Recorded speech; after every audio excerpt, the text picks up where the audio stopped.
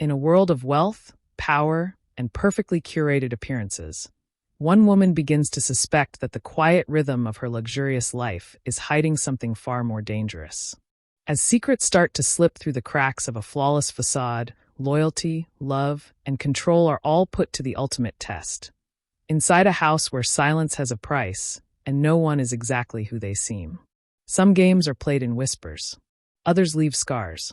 Hello family, welcome to Storytime with Imzi. Please subscribe and like, it means the world to us. Also share this video to your friends and loved ones, and turn on post notifications so you don't miss future videos from us. Thank you as you do so. Sit back and relax as we dive into the story. The gates to the Wycliffe estate opened with a low mechanical hum, revealing a stretch of manicured driveway flanked by iron lanterns and perfectly trimmed hedges. Camilla's taxi crept forward, the tires crunching over pale gravel, her stomach tightening with every inch closer. Her reflection in the window was barely recognizable. Dark brown hair tied tightly beneath a maid's cap, face bare, clothes dull and deliberately plain. The persona she wore now was not Camilla, the woman Ethan once swept away to Monte Carlo and kissed beneath Parisian skies. This was Mila, a soft-spoken immigrant from Romania with forged credentials and a fictional past. She stepped out of the car, clutching a modest duffel bag. The mansion loomed before her, its white stone facade gleaming in the morning sun, tall windows like watchful eyes. Camilla hesitated a moment too long before Ethan appeared on the front steps. "Right on time," he said, voice low and crisp. He was in a tailored navy suit, fresh from a board meeting, but his eyes softened at the sight of her. His fingers brushed hers briefly as he took the bag. An invisible touch, but it burned electric. "Mr. Wycliffe," she said, dipping her chin in the rehearsed way, just enough to be respectful. "A housekeeper, not a lover." "Not here. Let me show you to the staff wing," he said, already turning.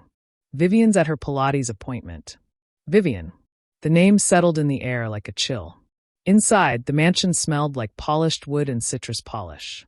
Every corner whispered wealth, an antique vase here, a modern art piece there, furniture too sleek to touch. Camilla followed him through a corridor that curved like a secret, past the main kitchen where two other staff glanced up and gave her polite, disinterested nods. Good. Unmemorable was ideal. The room he led her to was small but tastefully done. White walls, a brass bed, and a view of the east garden. "You'll clean the guest rooms, the music parlor, and help with laundry. Keep quiet, blend in." "She'll never suspect a thing," Ethan murmured once the door was closed. Camilla turned to him. "You're sure she won't recognize me?" His gaze dropped to her hands. "Not like this. You're perfect." He leaned in then, almost impulsively, but stopped just short of her lips. "She notices everything," Camilla whispered. "You're playing with fire." Ethan smiled, that familiar, infuriatingly confident smile. "Then we won't get burned." Outside the door, footsteps echoed faintly.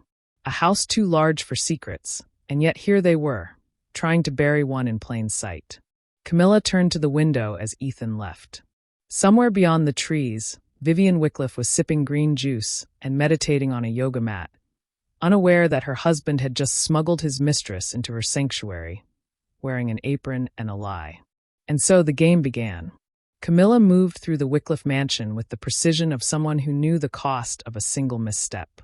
Every morning, she slipped into her uniform, a crisp white blouse, gray skirt, and soft-soled shoes that made her footsteps nearly silent, and became Mila. Her speech was careful, accented just enough to support her fabricated backstory. She kept her eyes low, her answers brief, and her movements deliberate. But there were moments when the facade cracked, only for Ethan. He would pass by her in the corridor and let his fingers brush hers for half a heartbeat too long. He'd appear in rooms she was cleaning with no reason to be there, speaking in hushed tones, checking the air like a man listening for ghosts. Once he left a note inside a folded towel. "Midnight. Library." And she went. The library, with its velvet chairs and mahogany shelves, became their world for stolen minutes in the dark. There, he was no longer the husband, and she was no longer the help. He kissed her as if the walls didn't remember. They whispered like sinners in a confessional, daring the mansion to hold their secrets. But secrets are living things. They breathe. They move. Vivien noticed the change before she could explain it. Subtle at first, Ethan started coming home earlier, spending less time on the phone after dinner. He asked odd questions at breakfast. Did the new maid adjust well? Has she spoken much? He almost sounded protective. Then there were the oddities. A misplaced hand towel folded in a style Vivien never taught. A faint floral perfume in the hallway, Camilla's signature scent, dulled but not gone. Vivien mentioned it to Ethan casually. The new girl's different. Ethan didn't flinch, but he didn't meet her eyes either. Quiet. Good work ethic. Vivien replied, her voice lined with suspicion. She watched Camilla, from a distance. The girl was polite, yes, but too poised. Not clumsy, not timid, not at all like the other staff Vivien had cycled through over the years. Her clothes were plain, but her cheekbones were cut like glass.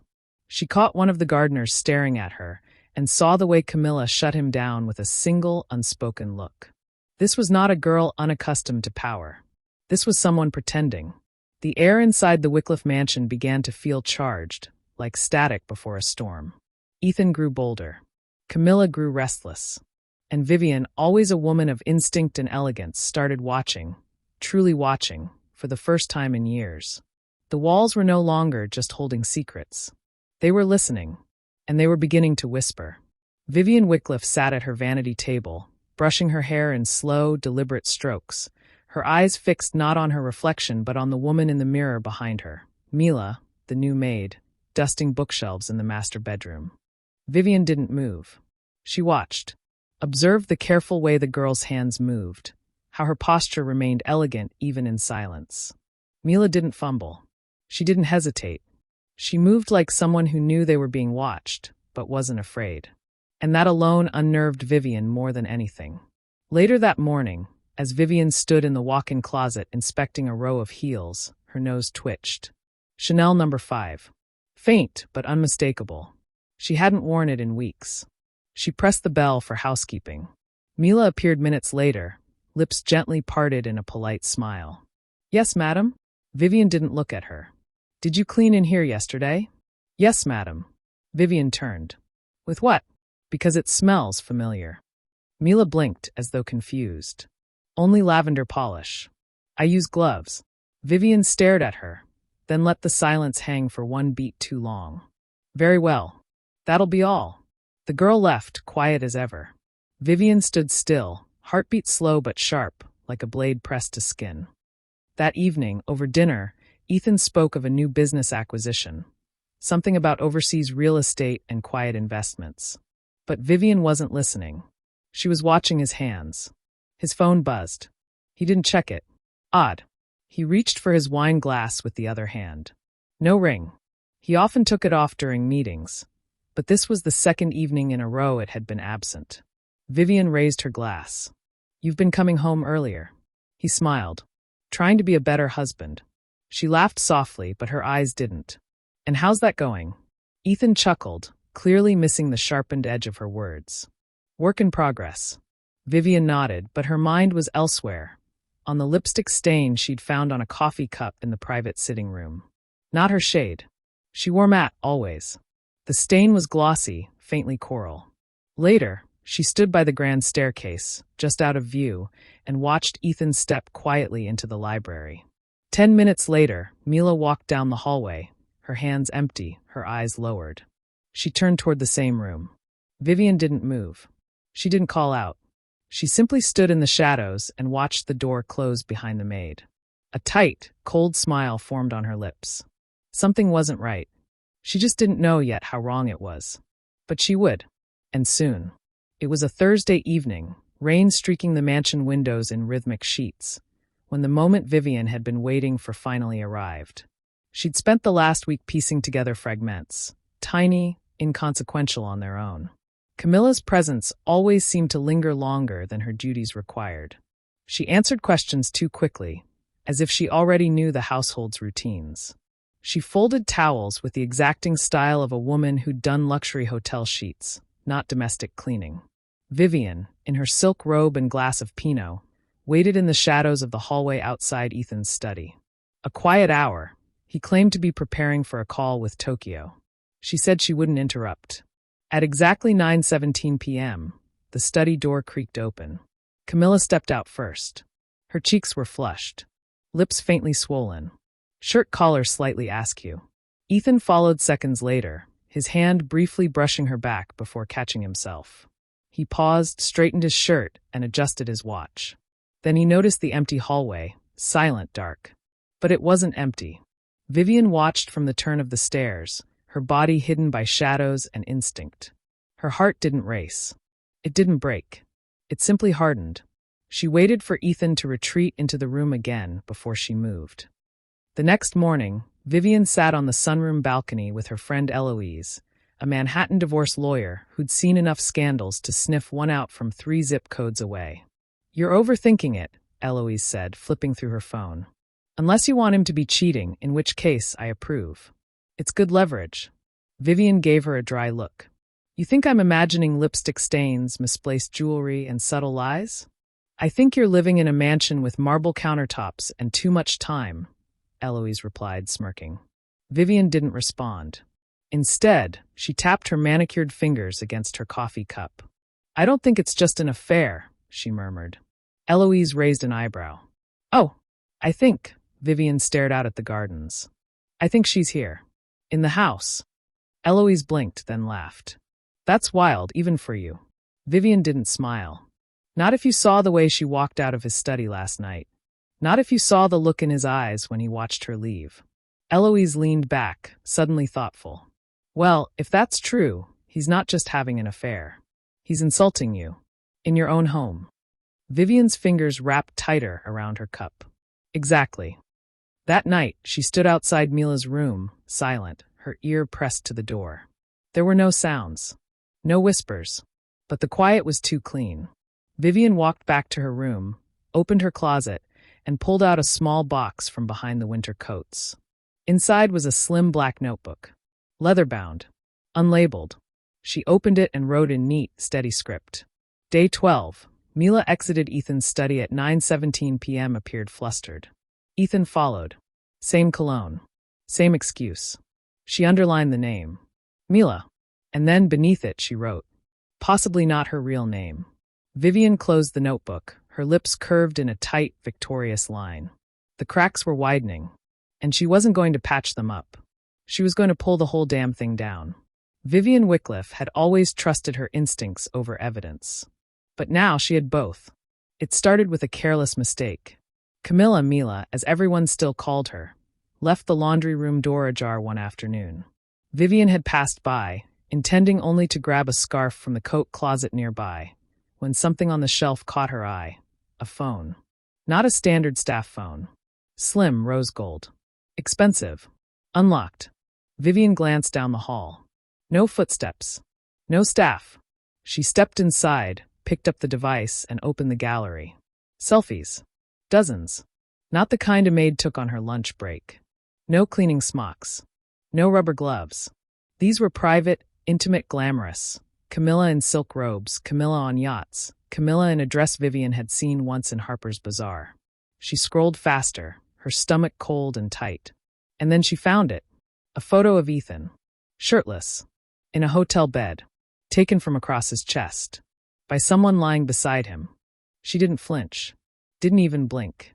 She simply set the phone down exactly as she'd found it, smoothed her blouse, and walked out. It was done. That evening, while Ethan was in the wine cellar and Camilla was vacuuming the east hallway, Vivien made a call to Michael Anders, the most expensive private investigator on the Upper East Side. "I want her full identity," she said. "Where she's from, who she is, how long they've been involved. And I want proof." Michael didn't ask who she was. Vivien's tone made it clear. This wasn't gossip. It was war. Within 5 days, a brown envelope arrived at the estate in a plain white package addressed to a fake name Vivien used for private matters. She opened it alone in her walk-in closet, sitting on the edge of a leather ottoman, her fingers calm, movements smooth. Inside were documents, photos, and a short summary typed on heavyweight paper. Name: Camilla Reyes. Age: 29. Background: daughter of an Argentine diplomat, former model, trust fund depleted after scandal in Paris. First spotted with Ethan Wickliffe, 2 years ago, Milan. Current employment status: hired under false identity, Mila Ionescu. All documents forged. Vivien exhaled slowly. Not shock. Not rage. Just confirmation. She flipped to a photo. Camilla in a silver dress, clinging to Ethan's arm, eyes bright with champagne and victory. It was dated 11 months prior. Ethan had told her he'd been in Dubai that week. Vivien placed the photo down and looked at the wall-length mirror across the room. She studied her reflection. "Stupid," she whispered, not to herself, but to them. "You thought you could lie to me in my own house?" The next morning, she had Mila scrub the guest bathroom floors by hand. She watched from the doorway as the girl bent over the marble tiles, her movements still graceful, but less composed. "Is something wrong, madam?" Mila asked. Vivien smiled slowly. "Not at all. Just watching you work." Camilla held her gaze for a moment longer than she should have. It was almost imperceptible, the pause, the flicker of knowing. Vivien leaned against the doorframe. She knew. Camilla knew she knew. And Ethan? He was the only one still pretending nothing had changed. But now Vivien had all the pieces. And she was deciding where to place the blade. The air in the Wycliffe mansion was heavier than usual, thick with something unspoken. Camilla felt it. Ethan felt it. Even the staff moved more quietly, sensing the shift. But only Vivien knew exactly what had changed. And she was done pretending. She waited until dinner. A quiet Friday evening. No guests. Just the three of them under one roof. Vivien in pearls and satin, Ethan in his usual crisp white shirt, and Camilla, unseen but nearby, setting the table with the precision of a woman awaiting judgment. They dined in the formal room. Candles flickered. The food was impeccable. Vivien barely touched hers. "Darling," she said, folding her napkin carefully. "Tell me again, how did you find our new maid?" Ethan's fork paused in midair. He looked up, smiled. "Too practiced. She came highly recommended. Through the agency we've used before." "Why?" Vivien tilted her head, watching him. "That's strange," she said smoothly. "Because the agency says they've never heard of her." Silence. Ethan's smile faltered for just a second. Vivien leaned in, her tone sharper now. "You didn't think I'd notice the way she walks like she owns the floor beneath her feet? Or the perfume that lingers in your office? Or the lipstick on that whiskey glass in your study?" Ethan set his fork down slowly. "Vivien, you're reading too much into." "Stop," she cut him off. Her voice wasn't loud. It didn't have to be. "I know who she is, Ethan." Her eyes narrowed. "Camilla Reyes. Former model. Lover. Thief in her own way." Ethan blinked, silent. "I have pictures. Dates. Her real name. Even the hotel suite in Milan. So unless you're about to confess to having a very vivid dream life, I suggest you stop insulting me with denials." For a long moment, the only sound was the ticking of the antique clock on the far wall. Ethan leaned back, his mask slipping. His voice dropped. "You were never supposed to find out." Vivien laughed, cold and quiet. "And yet I always do, don't I?" He exhaled. "It wasn't about you. It was." "Don't finish that sentence," she snapped, her voice suddenly ice. "Because whatever comes after will be pathetic. You brought her here, Ethan. Into our home. Our bed is 50 feet from the room where you sleep with her behind closed doors." He said nothing. What could he say? Vivien stood. "You will fire her tonight. You will do it yourself. And then we're going to fix this mess, my way." Ethan frowned. "What if I don't?" She turned back, her eyes glinting like polished steel. "Then you'll lose everything. The press, the board, your name. Don't forget, this house was in my name before it was ever in yours." She walked out, heels clicking sharply on the marble, leaving him sitting in silence, his kingdom slowly crumbling around him. Upstairs, Camilla stood at the end of the hallway, frozen in place. She had heard it all. And she knew the game was no longer about hiding. It was about surviving what came next. Camilla stood in the hallway long after Vivien's voice had faded down the stairs. The taste of fear mingled with bitterness at the back of her throat. She wasn't supposed to feel like this, cornered, disposable. She was supposed to be smarter than this. She had gambled everything to be close to Ethan, risked exposure, wrapped herself in a false identity, endured cleaning toilets and folding towels like a woman born beneath the help. All for him. All because he swore it was temporary. That she was more. Now, Vivien had turned the tide without raising her voice. The door to Ethan's private study creaked open behind her. "Camilla," he said quietly. She turned slowly, her face unreadable. "So she knows," Camilla said flatly. "She knows everything." She studied him. His shirt was unbuttoned at the collar, hair slightly disheveled, but the fire that once drew her to him, his invincibility, his effortless power, had dimmed. He looked defeated. "And what are you going to do?" she asked, arms folded. Ethan looked at her like he already knew the answer, but hated it. "She wants you gone. Tonight." Camilla's expression barely changed. "And what do you want?" He didn't answer right away. Instead, he sat down on the leather couch, burying his face briefly in his hands.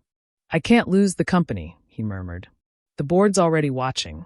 If she goes public, it could destroy everything. So you choose her." Camilla's voice was quiet, cold. "After all this, you're going back to her?" He looked up at her, guilt carved deep into his face. "You were never meant to stay. Not like this."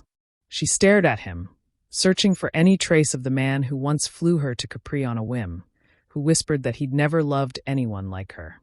Now he sat before her, weak, cowering under the weight of a woman he once claimed to be tired of.